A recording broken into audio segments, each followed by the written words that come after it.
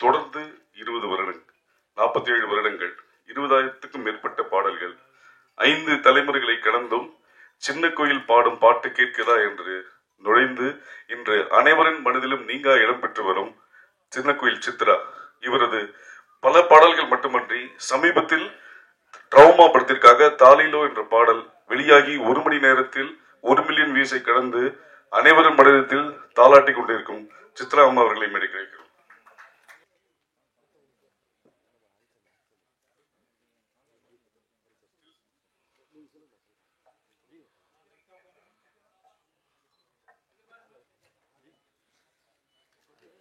முதலாவதாக ஈலா ஜீவன் சார்பாக சாம் மற்றும் ஸ்ரீ வெங்கட் அவர்கள் மேடம்க்கு பூங்கொத்து கொடு.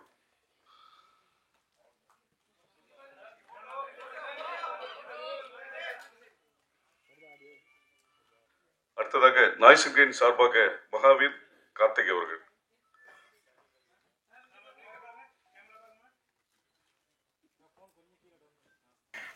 கேனரா பேங்க் இவங்களை ப்ரெசென்ட் பண்ணுற மாதிரி இந்த பெரிய அளவில் visual and audio visual treat மாதிரி இந்த நிகழ்ச்சி இவங்க பிளான் பண்ணிட்டு இருக்காங்க. நீங்கள் எல்லாரும் வந்து இதை வெற்றிகரமாக நடத்தி தரணுங்கிறது தான் என்னோட வேண்டுகோள். வேறு என்ன சொல்கிறது, தேங்க்யூ ஸோ மச். இவ்வளோ நாள் எனக்கு நல்ல சப்போர்ட் கொடுத்தீங்க. தொடர்ந்தும் அந்த சப்போர்ட் உங்ககிட்ட இருந்து கிடைக்கணும். எல்லா ரசிகர்களும் இன்னும் அவரோட ப்ரேயர்ஸ் எனக்கு கூட வேணும்னு நான் ரொம்ப வேண்டிக்கிறேன். Thank you so much. Opening song எதுன்னு நாங்கள் இன்னும் பிளான் பண்ணிட்டு தான் இருக்கோம். நான் எப்படி உங்களுக்கு பிடிச்ச ஒரு பாடல் பாடுறேன். கண்ணால நீ எனது கண்ணை நேற்றோடு காணவில்லை, என் கண்களை பறித்து கொண்டு ஏன் இன்னும் பேசவில்லை, ஆளான ஒரு செய்தி அறியாமலே அலைபாயும் சிறு பேதை நானோ, உன் பேரும் என் பேரும் தெரியாமலே உள்ளங்கள் இடம் மாறும் ஏனோ, வாய் பேசவே வாய்ப்பில்லையே வலி தீர வழி என்னவோ.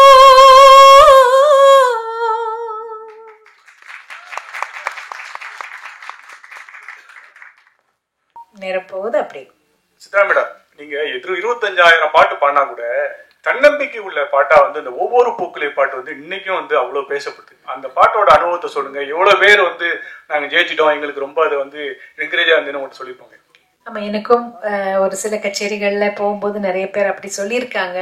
அவங்களுக்கும் வாழ்க்கையில தோல்வி அடைஞ்சு வாழ்க்கை வேண்டாங்கிற ஒரு முடிவெடுக்கும் போது இந்த பாடல் கேட்டவங்க அந்த அந்த முயற்சியில இருந்து வெளியில வந்துட்டாங்கன்னு சொல்லி நிறைய பேர் எனக்கும் சொல்லியிருக்காங்க. 2-3 பேர், நிறைய இல்லை, 2-3 பேர். ஸோ ரொம்ப சந்தோஷம்தான். அந்த ஒரு பாட்டில் வந்து நான் என்னோட கான்ட்ரிபியூஷன் ஒன்றும் இல்லை.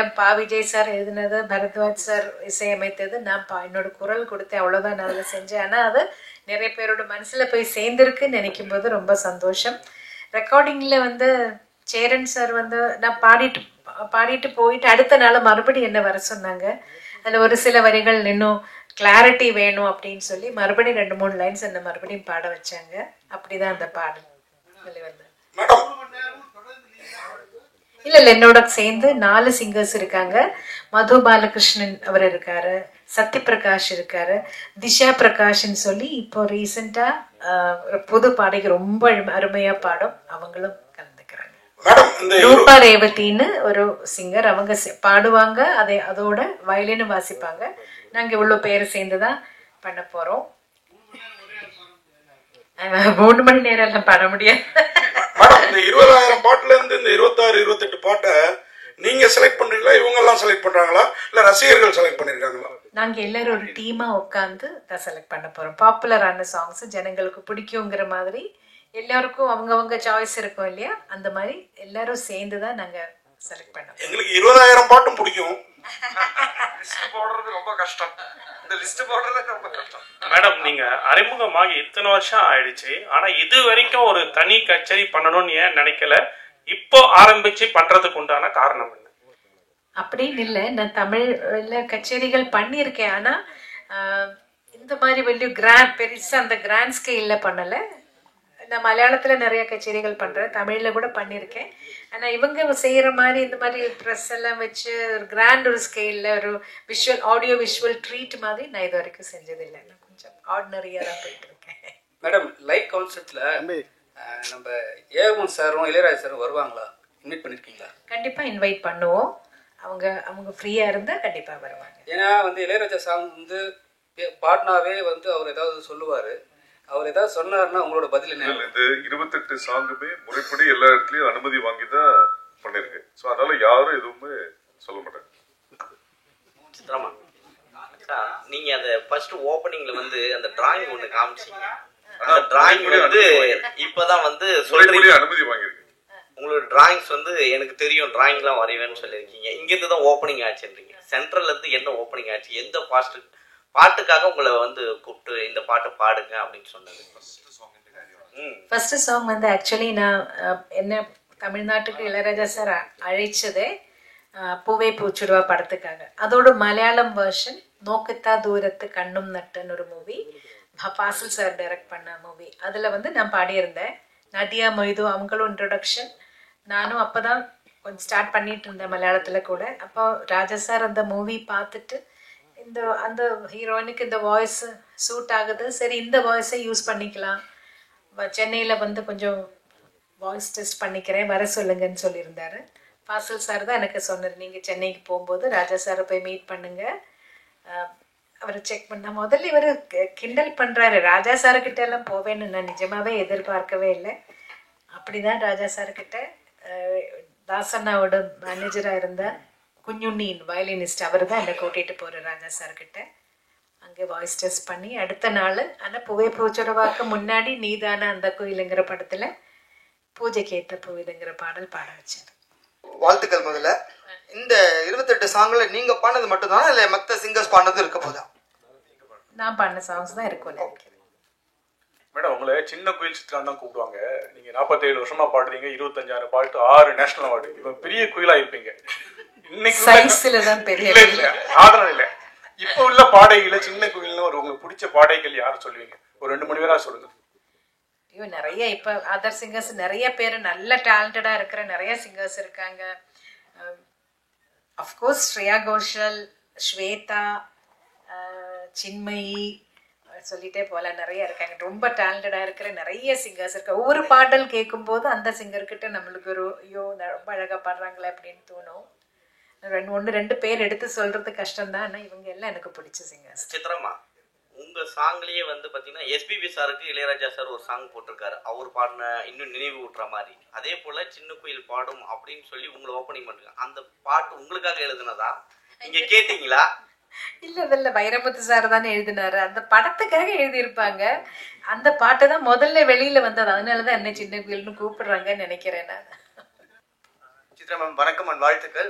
நீங்க நிறைய லாங்குவேஜ் பாடிருக்கீங்க, எஸ்பெஷலி தமிழ், தெலுங்கு, மலையாளம், கன்னடம், ஹிந்தி, அசாமி, ஒரியா, குஜராத்தி, போஜ்பூரி, ஹரியான்வி, துளுன்னு மிஸ் பண்ண லாங்குவேஜ் எது? நீங்க இந்த லாங்குவேஜ் மட்டும் பாடாம விட்டுட்டோம். ஏன்னா இந்தியன் லாங்குவேஜ்ல எல்லாமே பாடிருக்கீங்க. பஞ்சாபியும் பாடியிருக்கேன். ஆமா, எந்த லாங்குவேஜ் மிஸ் பண்ணிட்டீங்க? குஜராத்தி பாடல நினைக்கிறேன். சரி, இன்னொரு கேள்வி. நீங்க எது பாடினாலும் அந்த வார்த்தைகள் ஸ்பஷ்டமா இருக்கும். அந்த லாங்குவேஜ் அவ்வளவு உணர்ந்து பாடுவீங்க. என்ன லாங்குவேஜ்ல எழுதி பாடுவீங்க ஜெனரலா? நான் இப்போ எனக்கு தமிழ் எழுத படிக்க தெரியும், தெலுங்கு நான் எழுதி படிப்பேன், ஹிந்தியும் நான் வரும்போதே எங்களுக்கு கேரளாவில் ரொம்ப மஸ்டாக ஹிந்தி கற்றுக்கணும் எல்லாரும். அதனால ஹிந்தி எழுத படிக்க தெரியும், பேச தான் வராது. என்னன்னு அந்த பழக்கம் இல்லாதனால என்னோட புக்கில் நான் எழுதிக்கும் போது நான் மலையாளத்தில் தான் எழுதுறேன். ஏன்னா எனக்கு இன்னும் மோர் ஈஸியர். அதனால ஒரு ஃபைனல் கொஸ்டின். நீங்க பாட ஆரம்பிக்கும் போது ஃபுல் ஆர்கெஸ்ட்ராவோட எல்லா ரிதம் செக்ஷன் எல்லாமே சேர்ந்து வாசிப்பாங்க. மேல் சிங்கர், ஃபீமேல் சிங்கர் போட்டி போட்டு பாடுவாங்க. இவங்க ஒரு சங்கதி போட்டு அவங்க ஒரு சங்கதி போட்டு அப்படியே அந்த பாட்டு அவ்வளோ அழகாக வரும். பட் இப்போ நீங்கள் ஒரு பஞ்சிங் சிஸ்டம்ல நீங்கள் தனியாக பாடுறீங்க, வயலின் தனியாக எடுக்கிறாங்க, கிட்டார் தனியாக எடுக்கிறாங்க, ஃபுல் ஆர்கெஸ்ட்ராஸ் தனியாக எடுக்கிறாங்க. அந்த ஃபீல் மிஸ் ஆகுதுன்னு நினைக்கிறீங்களா? அப்போ பாடும்போது இருந்த அந்த கண்டிப்பா அந்த ஃபீல் மிஸ் ஆகுதுன்னு தான் சொல்லுவேன் நான். அது அப்போல்லாம் ஒரு குடும்பமா எல்லாரும் மியூசிஷியன்ஸ் எல்லாரும் என்னை விட ரொம்ப ரொம்ப சீனியர் மியூசிஷியன்ஸ் எல்லாம் இருந்து அவங்களோட அட்வைஸும் எனக்கு கிடைச்சிட்டு இருந்தது. நான் சின்ன பொண்ணா பாட ஸ்டார்ட் பண்ணும்போது பெரிய பெரிய வீணா பிளேயர்ஸ், அந்த மாதிரி மிருதம் வாசிக்கிறவங்க, சீன குட்டி சார், அந்த மாதிரி இவங்க எல்லாம் பெரிய சீனியர்ஸ் இருந்தாங்க. இவங்க எல்லாம் வந்து அட்வைஸ் பண்ணுவாங்க அந்த டைமில் எல்லாம் ஏதாவது. அப்போ எனக்கு ஒரு கிளாஸ் அங்கேயே கிடச்சிட்டு இருந்தது. முதல்ல லைவ் ரெக்கார்டிங் நடந்துட்டு இருக்கும்போது ஒரு குடும்பமாக இருந்து எல்லாரும் இப்போ பிரிஞ்சு போன மாதிரி, இப்போ யார் யார் இருக்காங்க, யாராரும் உயிரோடு இருக்காங்கன்னு கூட தெரியாத மாதிரி ஆயிப்போச்சு. இப்போ அதில் ஒரு பெரிய ஒரு சங்கடம் எனக்கு உண்டு. ஏன்னா எல்லாரும் அந்த ஒரு குடும்பமா இருந்த அந்த ஒரு யூனிட்டி போயிடுச்சுன்னு நினைக்கிறேன். இப்போ எல்லாரும் தனித்தனியாக ஒரு இடத்துல ரெக்கார்ட் பண்றாங்க. கூட யாரு மேல் சிங்கர்னு கேட்டால் கூட சம்டைம்ஸ் டிசைட் பண்ணலை, எது இனிமே தான் டிசைட் பண்ணணும்னு கூட சொல்லுவாங்க. ஸோ எல்லாமே அப்படி ஒரு தனிமையிலே ஆயிப்போச்சு. ஜானகி அம்மா பத்தி ஒரு வார்த்தை சொல்லுங்க. சேர்ந்து நிறைய பாடல் பாடிருப்பீங்க, ஃபீமேல் டுவைட்லாம். ஜானகி அம்மாவோட நிறைய சேர்ந்து பாடல, 2-3 சாங், மேபி ஒரு 5-6 சாங்ஸ் அம்மாவோட சேர்ந்து பாடியிருப்பேன். ஆனால் என்னோட வாழ்க்கையில என்னோட கெரியர்ல அவங்களோட இன்ஃப்ளூயன்ஸ் ரொம்ப இருக்கு. நான் பிறந்ததுல இருந்து கேட்டு வளர்ந்தது சுஷீலம்மா, ஜானகி அம்மா, வாணி அம்மா, ஜமுனா ராணி அம்மா, ஜிக்கி அம்மா, அவங்களோட பாடல்கள் கேட்டுதான் வளர்ந்தேன். ஆனா ஜானகி அம்மா கிட்ட இன்னும் ஒரு ஸ்பெஷல் அட்டாச்மெண்ட். அம்மாவோட நேச்சர் அப்படின்னு நினைக்கிறேன். ரொம்ப நம்மளே ஒரு அம்மா மாதிரி எப்பயும் அணைச்சிப்பாங்க. அவங்க ரொம்ப சாப்பாடெல்லாம் ஊட்டி விடுவாங்க. யாருக்கும் தெரியாது அந்த விஷயம் எல்லாம். அவங்க வீட்டுக்கு போனால் அவங்களே பிசைஞ்சு அவங்க கையால் ஊட்டி விடுவாங்க. ஸோ அதெல்லாம் வேற எங்கேயுமே கிடைக்காது. என்னோட பெத்த தாய் கொடுத்ததுக்கு அப்புறம் ஜானகி அம்மா தான் கொடுத்துருக்காங்க. ஸோ அதெல்லாம் எனக்கு ரொம்ப ஸ்பெஷல். அதனால் அவங்களுக்கு எப்பவுமே என்னோட மானசீக குருவா என்னோட மனசில் ஒரு ஸ்பெஷல் இடம் உண்டு. ரொம்ப நன்றி, தேங்க்யூ. 2 வரிகள் எங்கே எனது கவிதை உங்க குரலை கேட்டா சந்தோஷம். நன்றி. எங்கே எனது கவிதை, கனவிலே எழுதி மடித்த கவிதை, எங்கே எனது கவிதை, கனவிலே எழுதி மடித்த கவிதை, விழியில் கரைந்து விட்டதோ அம்மம்மா, விடியல் அழித்து விட்டதோ, கவிதை தேடித்தாருங்கள், இல்லை என் கனவை மீட்டு தாருங்கள், எங்கே எனது கவிதை, கனவிலே எழுதி மடித்த கவிதை. மேடம், உங்க வாய்ஸ் மாத்திரம் அழகு இல்லை, நீங்களே அழகா இருக்கீங்க. ஏதாவது டிவி சீரியல்ல தமிழ், மலையாளம், தெலுங்குல நடிக்க கூப்பிட்டுருக்காங்களா? அப்புறம் ஏன் இவ்வளவு நாள் மியூசிக் டைரக்டர் ஆகல? மியூசிக் டைரக்ஷன் அல்ல, அதுக்கு ஒரு தனி திறமை வேணும். ஒரு சிச்சுவேஷன் சொல்லி அதுக்கு தகுந்த மாதிரி ஆப்டா ஒரு மியூசிக் கிரியேட் பண்றதுக்கு ஒரு தனிமை, என்ன அதுக்கு ஒரு டேலண்ட் வேணும். அந்த அளவுக்கு டேலண்ட் எனக்கு இல்லைன்னு நினைக்கிறேன். நான் ட்ரை பண்ணியிருக்கேன். சின்னதாக ஒரு ஸ்லோகம் கொடுத்தா ஒரு ராகம் பேஸ் பண்ணி எல்லாம் சும்மா பாடலாம், அது எனக்கு பிரச்சனை இல்லை. பட் ஒரு சிச்சுவேஷனுக்கு மியூசிக் கிரியேட் பண்ற மாதிரி அந்த அளவுக்கு எனக்கு தெரியாது ஒன்றும். அது இன்னொரு விஷயம் என்ன கேட்டீங்க? நடிப்புக்கு கேட்டாங்க. ஒரு 2 படத்துக்கு மதர் கேரக்டருக்கு வர முடியுமான்னு. எனக்கு ஆனால் அந்த ஒரு ஆக்டிங் ஃபீல்டு எனக்கு அவ்வளோ ஒரு கம்ஃபர்டபுளா இல்லை. இதே போதும், இது இப்படி இருந்தா போதும்னு நினைக்கிறேன். மேடம், ஒவ்வொரு பாட்டையும் பாடும்போது அந்த பாட்டு எப்படி வரணும் மனசுக்குள்ள உங்களுக்கு தோணும்? நீங்க ரொம்ப கஷ்டப்பட்டு பாடி நல்லா வல்லியேன்னு வருத்தப்படுற பாட்டு ஏதாவது இருக்கா? ஃபேமஸ் ஆகல ஆனா ரொம்ப அல்ல, நான் கஷ்டப்பட்டு பாடி வெளியில வராத படங்கள்ல நிறைய இருக்கு, வந்திருக்காங்க. அப்படி இருக்கு, இல்லைன்னு சொல்ல முடியாது. வந்து ஆனா ஃபேமஸ் ஆகல, நம்ம கஷ்டப்பட்டு பாடணுன்ற மாதிரி அந்த மாதிரி நினைச்ச அளவுக்கு ஒரு வெற்றிகரமா போகாத படங்கள் இருக்கு. எதுன்னு இப்ப நீங்க கேட்ட டக்குன்னு எனக்கு சொல்ல முடியல. பட் இருக்கு அந்த மாதிரி. நல்லா வரணும்னு நினைச்சுக்கிட்டது எங்கேயுமே எட்டாம போன சாங்ஸ் கூட வந்திருக்கு நிறைய. கஷ்டப்படுறது எல்லா பாட்டுக்கும் ஒரே மாதிரி தான் நம்ம எஃபர்ட் போட்டு தான் பாட போகிறோம். எதுவுமே ஈஸியாக பண்ணி இது கிடையாது. எல்லாத்துக்கும் அதோட ஒரு எஃபர்ட் கண்டிப்பாக போட்டு தான் ஆகணும். சொல்லுங்கள் சார். சித்ராமா, இவ்வளோ லாங்குவேஜில் உங்களுக்கு பிடிச்ச லாங்குவேஜ் எது, பிடிச்ச பாடல் எது? ஐயோ, அது கஷ்டங்க அதை சொல்கிறது. எனக்கு புது புது லாங்குவேஜஸ் ட்ரை பண்ணுறது, லேர்ன் பண்ணுறது எனக்கு பிடிக்கும். எனக்கு ட்ரை பண்ணுறது ரொம்ப இஷ்டம். ஆனால் தெரியாத லாங்குவேஜ் பாடும்போது இப்போ தெரிஞ்ச லாங்குவேஜ் பாடுற அளவுக்கு ஈஸியாக இருக்காது. கண்டிப்பாக ஒவ்வொரு வார்த்தையோட மீனிங் என்னன்னு கேட்கணும், அதை அவங்க எப்படி உச்சரிக்கிறாங்கன்னு கேட்கணும். அதுக்கு நானே ஒரு கோடு லாங்குவேஜ், சைன் லாங்குவேஜ் மாதிரி போட்டு நான் ப்ரொனன்சியேஷன் சரியாக வரணுங்கிறதுக்காக அது இன்னும் ஜாஸ்தி டைம் எடுக்கும், இன்னும் ஜாஸ்தி எஃபர்ட் போடணும். மேடம் அதாவது இதை இங்க பாருங்க இருட்டில் இருக்கீங்க தெரியல. மேடம் அதாவது படங்கள் வந்து இன்ஸ்ட்ருமெண்ட்ஸ்ல வாசிக்கிற வரைக்கும் எப்படி இருந்துச்சுன்னா வந்து மியூசிக் வந்து லிரிக்ஸை ஓவர் ரூல் பண்ணாம இருந்துச்சு. அங்க வந்து இந்த சிங்கர்ஸ்க்கான ரெகக்னிஷன் நல்லாவே இருந்துச்சு. Once it became into digitalisation ஆனதுக்கு அப்புறமா அந்த முக்கியத்துவம் இல்லாம போயிடுச்சு. அதை பத்தி உங்களோட கருத்து என்ன மேடம்? பழைய காலத்தில் எல்லாமே லைவ் இன்ஸ்ட்ருமெண்ட்ஸ் யூஸ் பண்ணிட்டு இருக்கிறப்போ எல்லாமே நல்ல கிளியராக இருந்தது. இப்போ எலக்ட்ரானிக்ஸ் கொஞ்சம் அதிகமாக வரும்போது தான் அப்படி வார்த்தை பளிச்சுன்னு தெரியாம கொஞ்சம் அப்படி போறது. அதனால தான் நினைக்கிறேன். இல்ல அதுதான் மேடம், அது வந்து ஒரு பாதிப்பா இருக்காதா, அது எதனா வழிமுறை இருக்காதா பண்றதுக்கு? நீங்க அதுதான் நான் கேட்கிறேன் உங்ககிட்ட as a singer.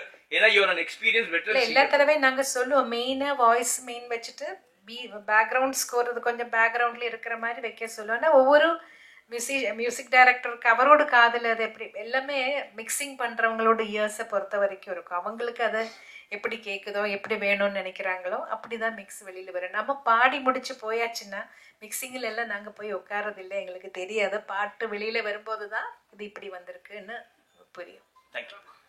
நான் ஸ்டார்ட் பண்ணது ஜெயசுதாஸ் சாரோட. அவர்கிட்ட இருந்து ஒவ்வொரு கச்சேரியில ரெக்கார்டிங்ல கூட பாடின அனுபவமே எனக்கு என்னோட மியூசிக்கல் ஜேர்னியில ரொம்ப ஹெல்ப் பண்ணியிருக்கு. ஒரு மைக் எப்படி ஃபேஸ் பண்றது, அதுல அந்த பாப்பர் ஸ்டாப்பர் இல்லாம முன்னாடி எல்லாம் அந்த ஃபில்டர் இல்லை, பாப் ஃபில்டர் இல்லாம அந்த ப்ளோ வராம பாப்பு வராம எப்படி பாடுறாங்கங்கிறதெல்லாம் அவங்க உச்சரிப்பில் அதெல்லாம் அது ஒரு டெக்னிக். அவங்களுக்கு தெரியும் இவ்வளோ வருஷம் எக்ஸ்பீரியன்ஸ்ல. அதெல்லாம் அவங்க கூட நின்று பாடினதுல நான் கொஞ்சம் அவங்க கிட்ட இருந்தெல்லாம் கத்துக்கிட்டேன். ஒவ்வொரு வார்த்தை சொல்றது எப்படி, எக்ஸ்பிரஷன் எப்படி கொடுக்குறாங்க ஒவ்வொரு பாட்டுல அதெல்லாம். அதே மாதிரி எஸ்பிபி சாரை பத்தி சொல்லும்போது எனக்கு வந்து தமிழ் லாங்குவேஜ் தெலுங்கு லாங்குவேஜ் ரெண்டும் அவ்வளோ எனக்கு ஸ்பஷ்டமா வர்றதுக்கு முன்னாடி ரொம்ப ஹெல்ப் பண்ணியிருக்காங்க. ஒவ்வொரு வார்த்தையோட இந்த வார்த்தைக்கு என்ன மீனிங், அதை எப்படி பாடினா அதை அந்த எக்ஸ்பிரஷன் எப்படி வரும், இந்த மாதிரி நிறைய அவரோட சேர்ந்து பாடினதுல நான் கற்றுக்கிட்டேன் சார்கிட்ட இருந்து. அது மட்டும் இல்லை, ஒரு ஹியூமன் பீயிங்காக எப்படி கூட இருக்கிற கலைஞர்களோட இல்லைன்னா அவரோட சேர்ந்து பணியாற்றுறவங்களெல்லாம் எப்படி அன்பா எவ்வளோ பாசத்தோட அவங்களுக்கு எவ்வளோ கேர் பண்ணுறாங்கங்கிறதும் நான் நிறைய தடவை விட்னஸ் பண்ணியிருக்கேன். அமெரிக்கால எல்லாம் போகும்போது நாங்கள் ஒரு கச்சேரி முடிச்சு அடுத்த நாள் ஃப்ரைடே சாட்டர்டே சண்டே 3 நாளைக்கு கச்சேரி இருந்தா, இப்போ சாட்டர்டே கச்சேரி முடிச்சு சண்டே தூங்காமல் எல்லோரும் ரொம்ப டயர்டாக இருப்போம். வந்தால் ஹோட்டலில் வந்து 12 மணிக்கு தான் செக்இன் டைம். நம்ம வந்து 9 மணி 9:30 மணிக்கு வந்துட்டோம்னா 12 மணி வரைக்கும் வெயிட் பண்ணிகிட்டே இருக்கணும் ரூம் கிடைக்கிறதுக்காக. ஆனால் எஸ்பிபி சாருக்காக ரூமை அவங்க சீக்கிரமாக ரெடி பண்ணி அவங்களே அனுப்பிச்சிடுவாங்க. மற்றவங்க வெயிட் பண்ணுற வரைக்கும் சாரை சொல்லுற நீங்கள் என்ன மட்டும் அனுப்பிச்சிடுவீங்க, அவங்க எல்லாம் என்னோட மை பாய்ஸ் அவங்க எல்லாம் வெயிட் பண்ணிட்டு இருக்கும்போது நான் மட்டும் போய் ரெஸ்ட் எடுக்க முடியாதுன்னு அவரும் அந்த லாபியிலே அவ்வளோ நேரம் உட்காந்த அனுபவம் எல்லாம் இருக்குது. வேற யாரும் அப்படியெல்லாம் பண்ண மாட்டாங்க. ஸோ அதெல்லாம் பார்க்கும்போது இப்படி ஆளுங்க இருக்காங்க, இப்படிதான் இருக்கணுங்கிறது ஒரு பெரிய பாடமா. மேடம், பல்லாயிரக்கணக்கான பாடல்கள் முணுக்கு மொழியா இன்னைக்கும் நினைவு வச்சிருக்க மாதிரியா இருக்கு. ஆனா சமீபத்தில் வரக்கூடிய பாடல்கள் எதுவுமே ஒரு வரியோட புரிய மாட்டேங்குது. இதை நீங்க எப்படி பாக்குறீங்க மேடம்? காலத்தோட மாற்றங்கள், அதை வந்து குறை சொல்றதை விட அதோட கூட என்ஜாய் பண்ணி போறதுதான் பெட்டர்ன்னு நினைக்கிறேன் சார். மேடம் ஃபீலுக்காக ஒரு நோட் மாற்றி கூட பாடினாலும் அதை என்ஜாய் பண்ணுவாங்க. அது ஒரு ஸ்பெஷல் ஒரு ட்ரீட்டாக இருக்கும் சம்டைம்ஸ். ஸோ ராகம் என்ன இருக்குன்னு ஓரளவுக்கு கேட்கும்போது ஓரளவுக்கு தெரியும். ஏதாவது தெரியாத ராகமாக இருந்தால் சாரே சொல்லுவார், இது இந்த மாதிரி ராகத்தில் பண்ணியிருக்கேன், இது நோட்ஸ் இப்படி வரும்னு அவர் முதல்ல சொல்லுவார். கிருஷ்ணா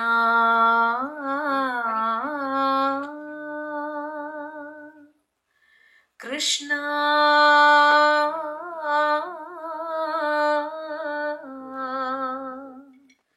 கிருஷ்ணா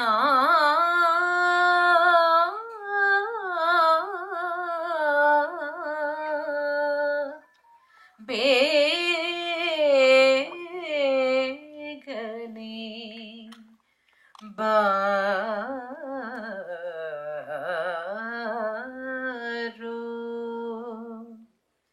கிருஷ்ணா நீ பேகனே பாரோ கிருஷ்ணா நீ பேகனே